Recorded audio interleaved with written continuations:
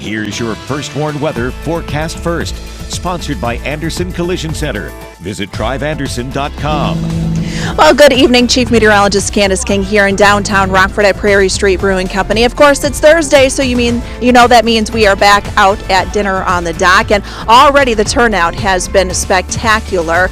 Food begins 5 o'clock, seating began at 4, and the live music begins at 6 o'clock. If you are planning on heading out, though, it is a little on the warm side with those temperatures in the 80s, especially with the sunshine out there. Let's take a look at some of those numbers. We're now at 84 degrees here in Rockford, currently at 82 in Rochelle, 84 in Janesville, and 84 also out in the Pretzel City. We've had some fair weather cumulus clouds pop up over the last couple of hours, but really no issues out there. A lot of the isolated shower activity passing to our east and northeast, and I think that's where that's going to stay here through this evening, although I can't completely rule out maybe an isolated shower across our far eastern counties. Temperatures in the 80s will only drop down into the 60s. Still should be a bit on the comfortable side, but we've got some heat, we've got some humidity, and before that, a couple of showers and thunderstorms to time out. All of that in the First Warn forecast a little later. Today is June 19th, also known as Juneteenth. A look at the history of the newest federal holiday and how it's being celebrated here in the state line. Plus, setting up for the Ironman race, the reason why a state line native wanted to return home to help prepare for this big event. And local law enforcement hit the streets for Special Olympics. The officers carrying the torch in a show of support for competing athletes.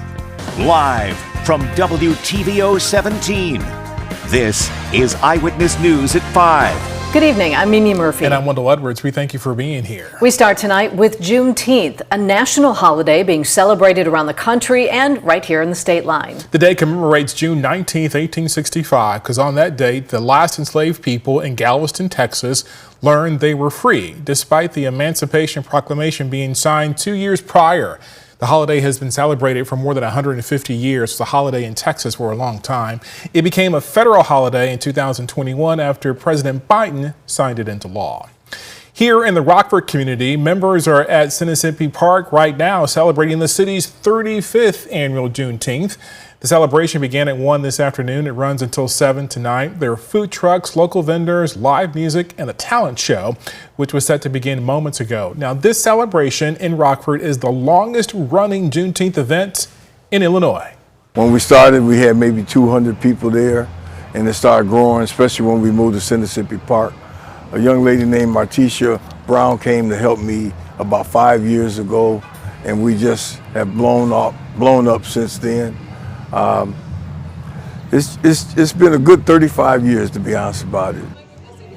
We'll dive deeper into the Juneteenth celebration coming up tonight on Eyewitness News at 9 and 10. Emergency crews are working to assess the damage after a crash in Machesney Park this afternoon. This happened at the intersection of Burden and Forrest Hills Road around 2:30 p.m. You can see that a white Jeep ended up on its side. It was very heavily damaged. The windshield and part of the roof missing. No word yet on whether there were any injuries or if any other vehicles were involved. We are just days away from Rockford's inaugural Ironman. Drivers can expect the race to impact routes in and around downtown Rockford Sunday. The streets marked on the map are full closures. There will be a few more that will be partially closed. During the bike route, there are times when athletes will share the road with vehicles. The river will be closed from Auburn south from 4 a.m. until noon. Organizers are asking everyone to be patient. Take the time, especially on race morning when you're coming down, look around, look for signs, and we want you to come down. We want you to come and see the event and be prepared. The big thing is like we haven't done this before and people haven't seen it before, so take a little extra time, make sure you get to where you're going safely, and then come on down and check it out. For more details on Sunday's race route, you can head to our website, mystateline.com. Such a big event always requires plenty of people to help set up. Eyewitness News reporter Blake Dietz was at Davis Park today to talk with a worker who has ties to Rockford. And Blake, that makes this event just a bit more special for him. Yeah, that's exactly right. Dustin Meyer tells me having an event like this in his own backyard is surreal. The Hononegah grad moved away from the state line, but said once that he heard about the announcement, he simply had to make the trip back. Meyer has set up dozens of Ironman competitions over the years. However, he had stopped after taking a new job in Colorado. but a chance to come back to Rockford and see the city transformed for the competition was a full circle moment that 33-year-old says he couldn't miss out on. It's wild because this place is pretty special to me because right behind us is the Embassy Suites, and a lot of people know it's the old AMROC building. And my grandpa worked in that building for 30 plus years, you know, and to see that transformed into the Embassy and to come out here to Davis Park where it used to hold wingding back in the day and all these different little shows and everything, and to see an actual event like Ironman come here, it's really special. It's really cool to see. Now you can catch more from my conversation with Dustin. That's coming up in the full story at 6. Wendell. Blake, thank you. Governor Pritzker signed a long list of bills and measures this week, and here's a look at a few of them. The governor signed House Bill 742 Monday, delaying when the Interchange Fee Prohibition Act will go into effect. That act will ban banks and credit card companies from charging a fee for a tipped or taxed portion of a transaction here in Illinois. This will now go into effect in July of next year. The governor also signed Senate Bill 2437, which goes into effect July 1st. It requires hospitals with birthing centers to allow qualifying patients a certified doula throughout the childbirth process. Also, state healthcare groups will start screening guidelines for providers treating qualifying patients with tardive dyskinesia, or TD. That's a movement disorder. And we'll have more information, too, on the bills that the governor signed into law coming up tonight at 6. State line police officers run in support of Special Olympics athletes. The annual law enforcement torch run was this morning. Two Loves Park officers carried the torch through their community before passing it off to Rockford police. They joined the over 3,000 law enforcement officers across Illinois in the lead up to the Summer Games for Special Olympics Illinois. It'll conclude tomorrow when officers light the flame of hope at Illinois State University to kick off the games. Summer officially comes in this weekend, and it's bringing the heat. It sure is. When we come back, we'll hear from health experts on what you need to do to stay safe in this hot weather. And coming up tonight at 6, a Rockford company has been distributing parts worldwide for decades. A look at how Walden Electronics operations this week. It's part of Made in the State line.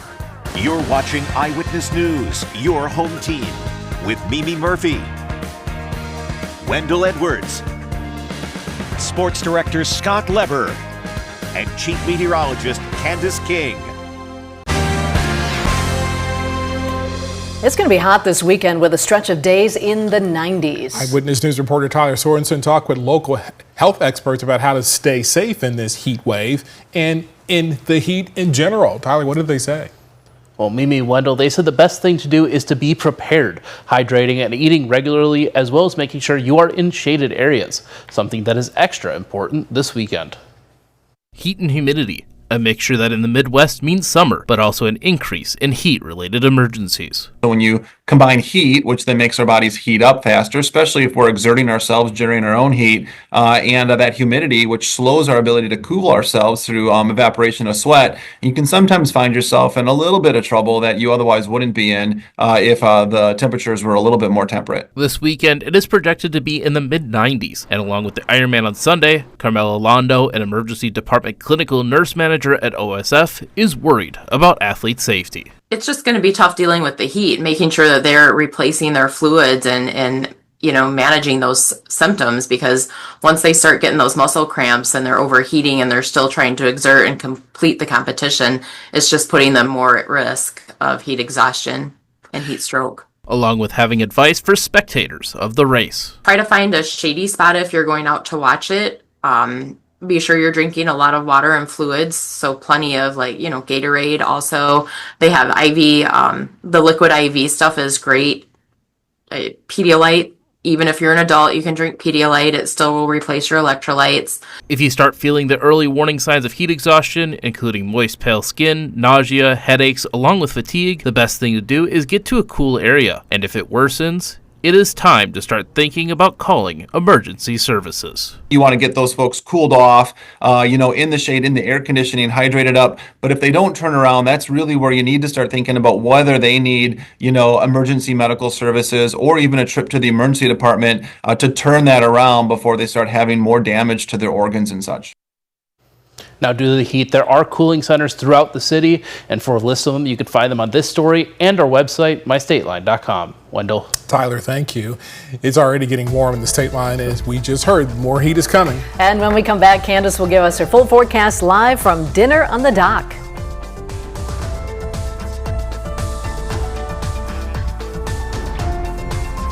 Now, your first warned weather forecast from Chief Meteorologist Candace King. Well, good evening. Welcome back. It is a beautiful night, no matter what you've got going on, whether you're going to come out here to Prairie Street Brewing Company in downtown Rockford, right along the gorgeous Rock River for dinner on the dock, or if you've got other things going on, it's going to be a nice night. It's a little warm out there, but we've got the breeze kind of kicking up, so that's offsetting it just a bit. And the humidity really hasn't sunk in just yet. That'll come a bit as we head into the weekend. But I want to introduce Danny, correct? Yep. Yes, Danny, yep. Danny. And so Stereotype is your band, correct? Yep. All right. So you are the band that'll be playing here tonight, beginning at 6 o'clock, live music from 6 to 9. So tell me a little bit about the music you guys play.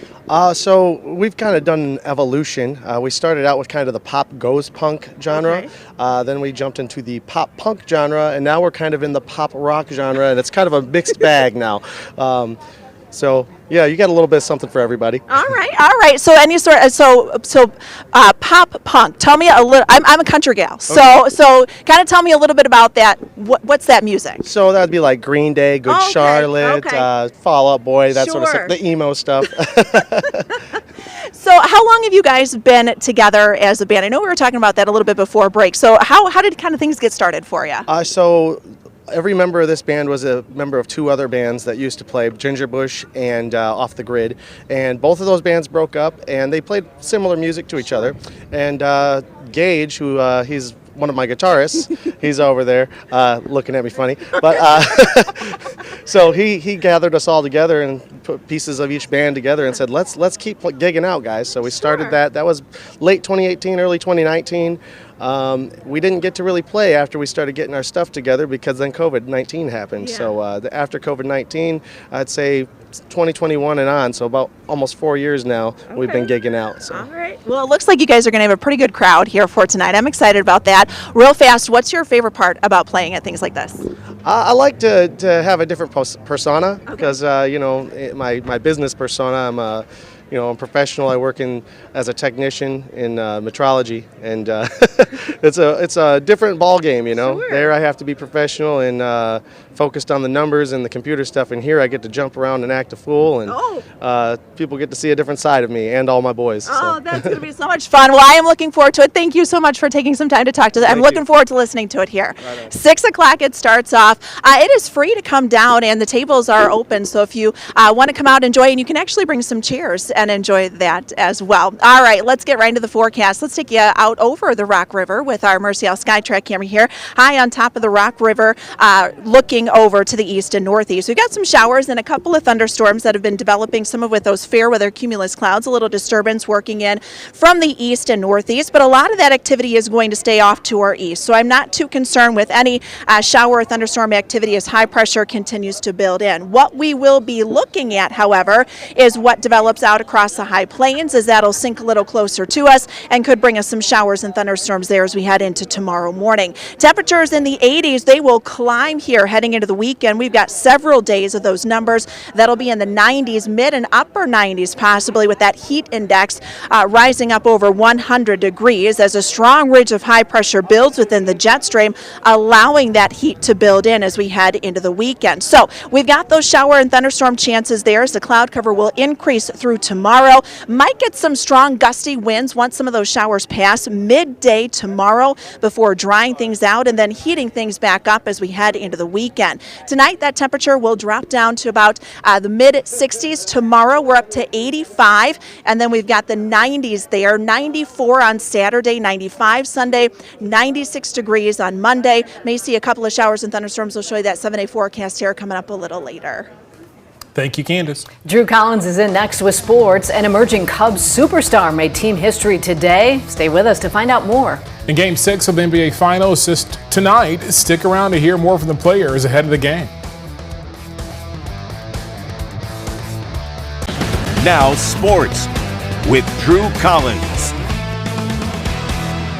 When you are one of the top teams in the league, you have to have top players in that league. In 2025, that has been Pete Crow Armstrong for the Cubs. Today, PCA became the first Cubs player in history to eclipse 20 home runs and 20 stolen bases before the All-Star break. And just to let you know, there are still 22 games left before the break. A day late and a game short, but hey, the game finally made it. Game 2 of the Cubs and Brewers series as Game 3 was suspended. Brewers strike first. That was Christian Yelich as he brought in a run. This was the moment PCA crushed his 20th homer to make team history. He tied it up in the bottom of the first inning. Jamison Tyone gave up another homer as Hoskins sends this one deep.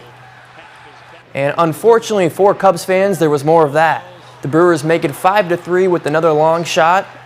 The Cubs bullpen came in and gave up a 3-run home run that put this one away. The Cubs did make a late push, but there was already too much damage done.